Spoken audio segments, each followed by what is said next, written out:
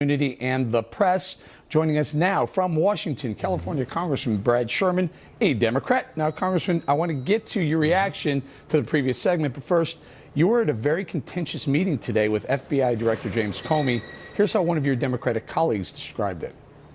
I can just report that my confidence in the FBI director's ability to lead this agency has been shaken. Was it a heated exchange at any point between lawmakers?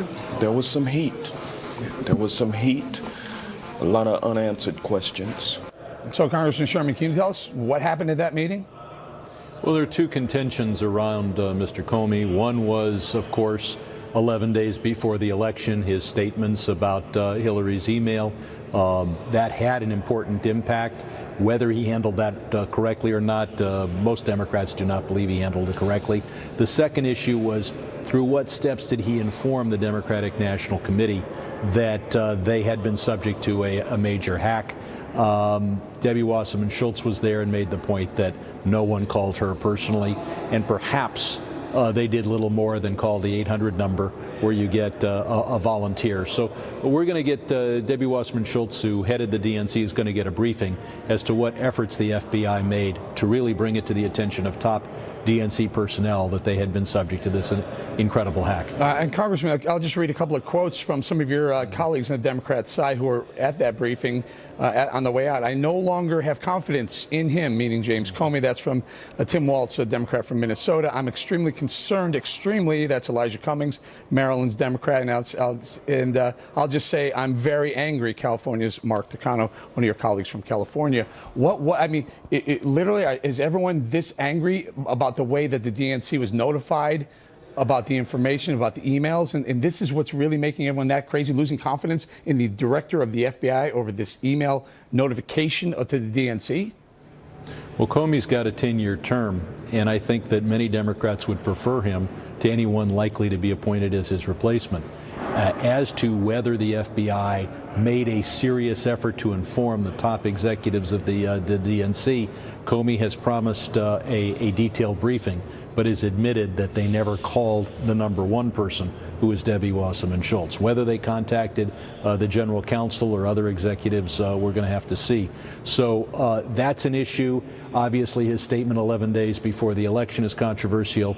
I have some level of faith in James Comey, and probably more faith in him than, say, General Flynn, who has been appointed by the president to be his national security advisor. Are your colleagues suggesting that they're concerned about the efficacy of the FBI?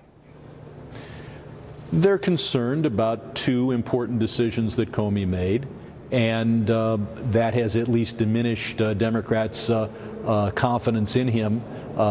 In my case, I have some level of confidence in the director. Okay. Did you hear anything in that meeting that gave you concern or pause about the incoming Trump administration?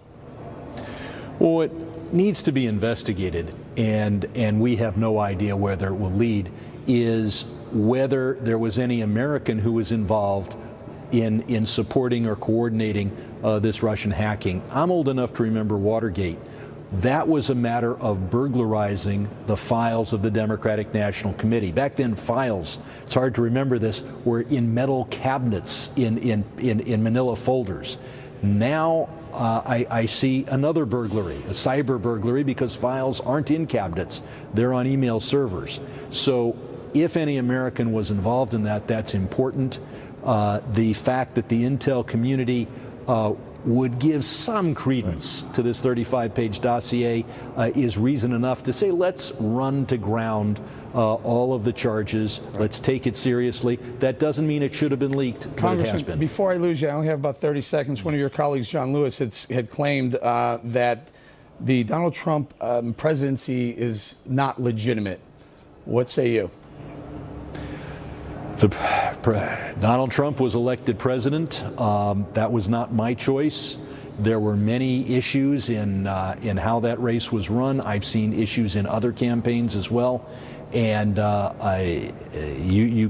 we accepted the legitimacy of George W. Bush, notwithstanding the fact that they didn't do a full recount.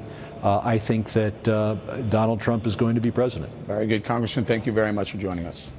Thank you. Next on the rundown, Paul Ryan tells an undocumented mom not to worry about a deportation force coming after